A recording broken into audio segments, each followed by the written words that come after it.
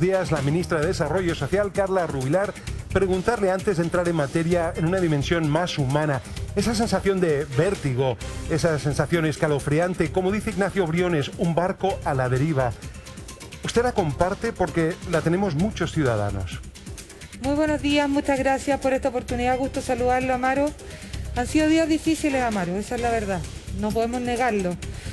Pero también es cierto que, ocupando la frase que usted dice, también ningún mar en calma hizo un buen marinero. Así que estamos con muchas ganas de poder seguir avanzando. Esta crisis puede ser una tremenda oportunidad. Hay aprendizaje por medio, hay reflexión, hay asumir ciertas cosas que podrían haberse hecho mejor, pero también con ganas y convicción demostrar lo que hemos tratado de hacer bien y lo que creemos que hemos construido entre todos.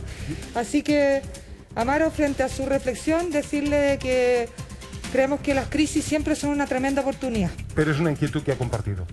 O sea, estamos en tiempos difíciles, eso es innegable. Cuénteme, para responder explícitamente la pregunta que se hacen muchos en casa, ¿cuándo va a llegar finalmente la plata del tercer retiro? Bueno, efectivamente, con la promulgación del presidente de la reforma constitucional el día de ayer, se ha activado un trabajo muy relevante por parte del subsecretario de Previsión Social, el subsecretario Pizarro, obviamente el ministro de Trabajo también, la Super de Pensiones y la AFP y compañía de seguro. Y esperamos efectivamente que el día lunes o martes empiece el inicio de las solicitudes para poder estar pagando la semana del 10 de mayo, lunes, martes del 10 de mayo. Eso es la experiencia de los mecanismos anteriores de retiro. Por supuesto que estamos tratando de hacer los esfuerzos mayores para ajustar lo más que se puedan los tiempos a fin de empezar a pagar a la brevedad. Y ese 3 millones de chilenos que ya no tiene ahorros previsionales, ¿cómo van a ser considerados? ¿Con qué celeridad? ¿Con qué urgencia? Muy importante, efectivamente la reforma constitucional no tiene considerado a las personas que no tienen nada que retirar. Nuestro proyecto, el que habíamos presentado, los consideraba con un bono de 200.000 pesos para cada uno de ellos depositados en su cuenta individual, por supuesto sin ningún gasto administrativo, sin ningún gasto de retiro, nada por el estilo, y podían retirarlo inmediatamente dentro del mismo proceso del retiro general. Ahora vamos a presentar un proyecto propio que, usted sabe, nosotros retiramos nuestro proyecto, pero vamos a ingresar uno propio que mantiene ese bono de 200.000 pesos a esos 3 millones de personas que no tienen nada que retirar. Dependemos de la celeridad del Congreso, vamos a estar ingresándolo probablemente el día de hoy. La tramitación, si es expedita, va a ser probablemente cercano a lo que van a poder retirar el resto. Quiero darle el pase a mis compañeros también, pero simplemente preguntarle también a usted, en estos momentos que han sido tan difíciles y tan críticos, yo sé que usted no miente. Por eso mi pregunta, ¿ha considerado, ha pensado en algún momento en estos últimos días en renunciar? A ver, Amaro, yo la verdad es que he tratado de transmitir que durante la semana pasada, que es algo que es real, tuve una conversación con el presidente, bien humana, bien de corazón abierto, al respecto del rol de cada uno y del rol que tenía que cumplir el gobierno en esta materia.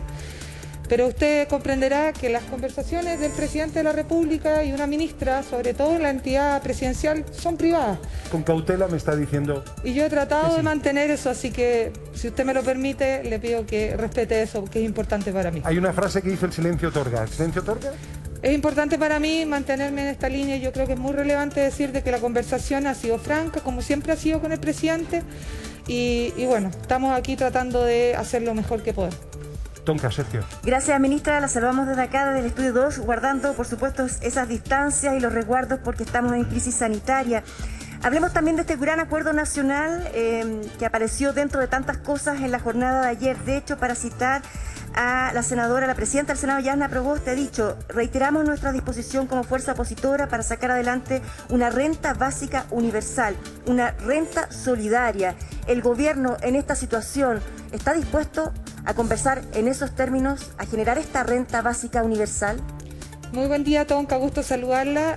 Lo primero es decir que le agradezco y le agradecemos como gobierno enormemente a la presidenta del Senado sus palabras ayer, después de que el presidente promulgara la reforma constitucional, que lo hizo rápidamente acatando el fallo del tribunal.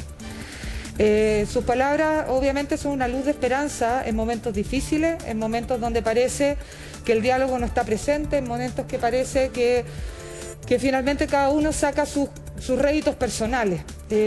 agradecemos profundamente porque esa es la presidenta del Senado, una institución que es transversal. No es la presidenta de la oposición, es la presidenta de la institucionalidad más importante que tenemos, ¿no es cierto?, junto con la Cámara de Diputados, otro poder del Estado. Así que muchas gracias por eso. El gobierno obviamente que lo que quiere es ver de esta oportunidad de la crisis, una tremenda oportunidad de poder llegar a grandes acuerdos en temas pendientes. Una reforma tributaria profunda que nos permita hacer que los que tienen más paguen más para los que tienen menos, para cerrar las brechas de desigualdad que ya habían generado un ripio, ¿no es cierto?, una destrucción de los cimientos en materia de cohesión social que se habían mostrado el 18 de octubre. Una tremenda oportunidad no solamente para enfrentar la pandemia, sino que esa reforma tributaria nos permita enfrentar una recuperación económica que no sea solo económica, que no sea igual a lo que teníamos antes cuando pase el COVID, sino que sea profundamente social.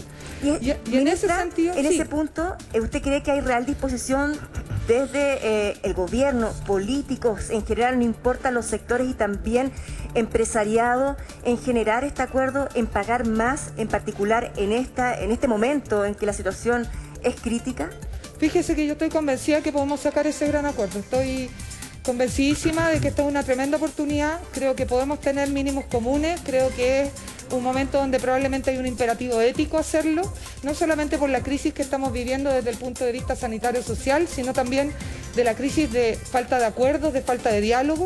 Creo también que es importante ver que es una tremenda oportunidad para una reforma previsional. Hoy día estamos hablando del retiro y cómo esto puede ser un alivio, obviamente, para las familias que lo están pasando mal, Tonka. Pero también es cierto, y yo escuchaba antes de entrar como ustedes planteaban lo que venía para adelante, ¿no es cierto?, las reformas, o sea, las pensiones y los daños a las pensiones. Bueno, entonces hagámonos cargo también de eso. ¿Tenemos retiros? Sí. El proyecto del gobierno quiere ver si podemos hacer un reintegro y una recuperación de las pensiones.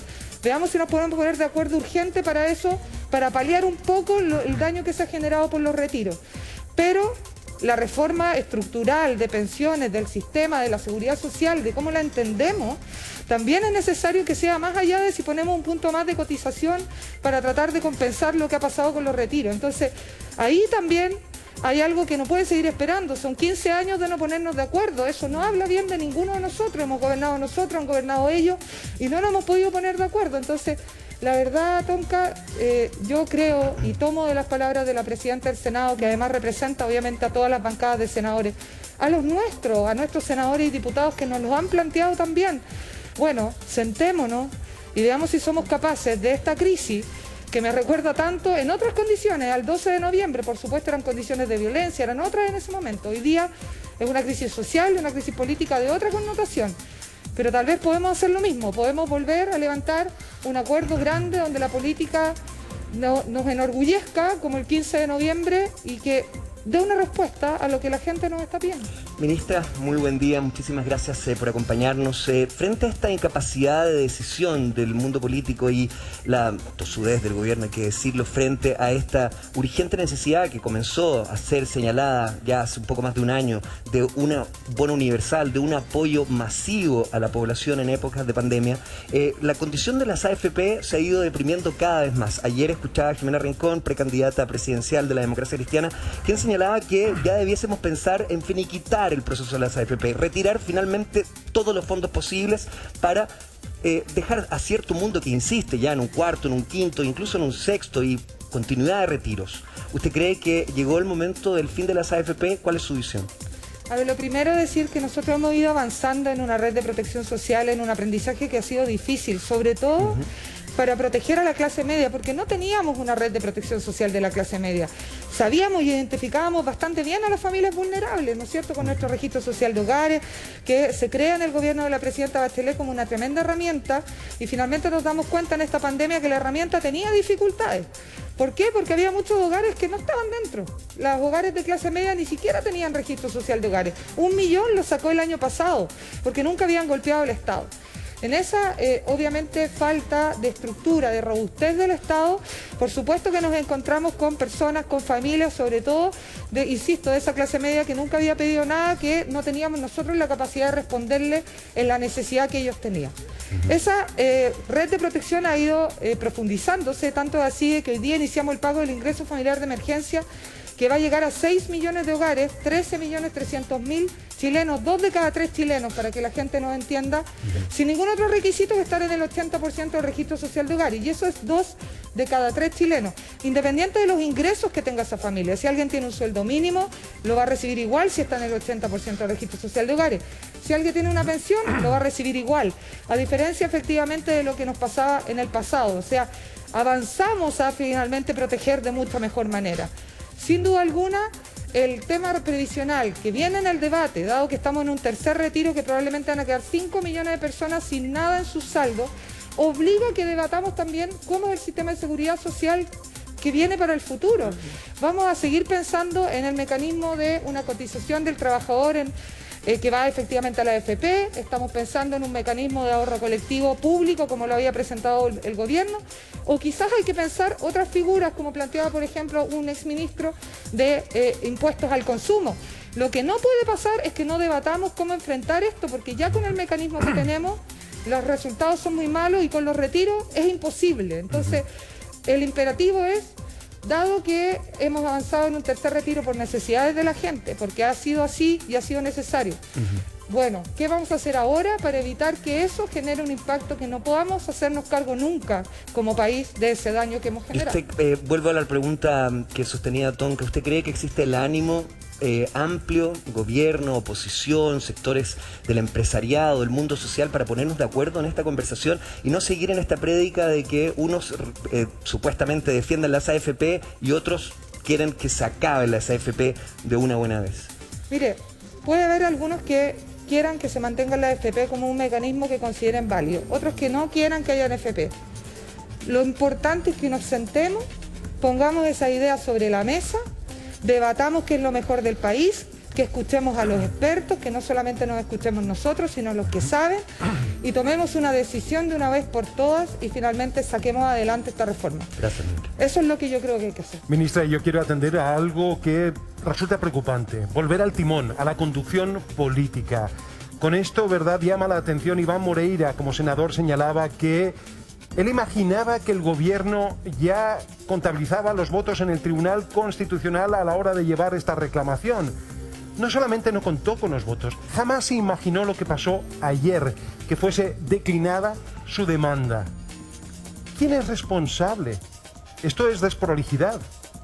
¿Quién es responsable? A ver, Omar, efectivamente, nosotros como gobierno creíamos que la atribución de poder presentar un proyecto de las características del retiro del 10%, sobre todo por un fallo anterior, era exclusiva del presidente de la República, y que una reforma constitucional transitoria, como estaba presentando el Congreso, por muy estado excepcional que hubiera, y buenas intenciones, por supuesto, detrás, ahora, no según le el correspondía. Tribunal Constitucional, entonces ustedes nunca entendieron No le correspondía. la Constitución.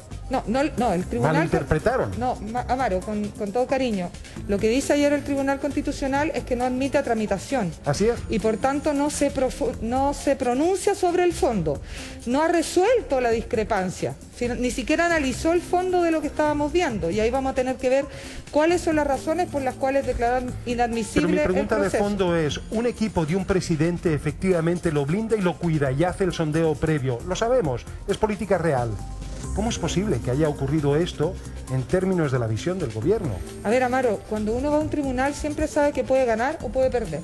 Y en el caso efectivamente de la admisibilidad, el gobierno estaba convencido, dado que había un fallo anterior y una admisibilidad anterior, es que iba a ser admisible. Vamos a tener que revisar cuáles son las razones por las cuales el tribunal ha declarado inadmisible algo que anteriormente declaró admisible.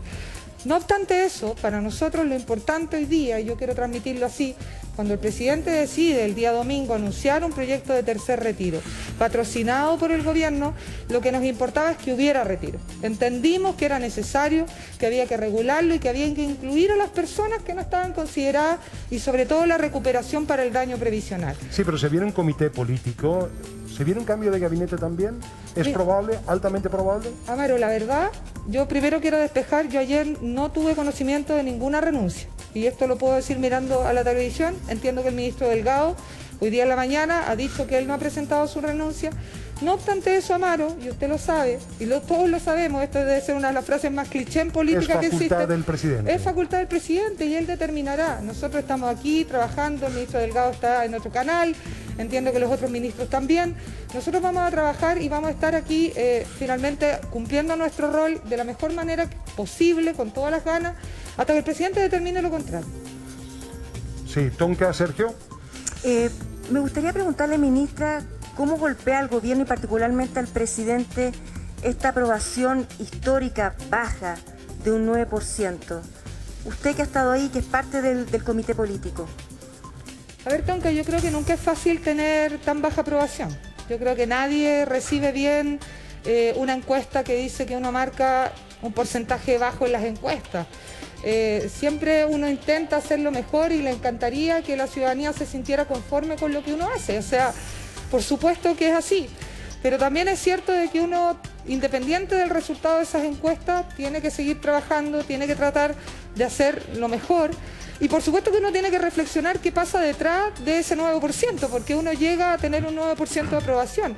Eso es parte de lo que uno tiene que hacer ahora, decir qué está pasando, cuál es la evaluación de la ciudadanía, en qué lo estamos haciendo mal y estamos generando esa desafección. Y qué podemos hacer, sobre todo, para revertirlo, qué podemos cambiar de lo que estamos haciendo para que eso no siga pasando. Y eso es parte de lo que estamos haciendo ahora. ¿Y hay tiempo para revertirlo? ¿Quedan pocos meses de gobierno, ministra? Es que más que revertirlo por encuesta, Tonka, y entiendo muy bien el espíritu de su pregunta, es para finalmente hacerlo mejor. Más allá de si esto sube o no sube en la encuesta, esta reflexión es, bueno, ¿qué estamos haciendo? ¿Qué está pasando? ¿Y qué tenemos que cambiar?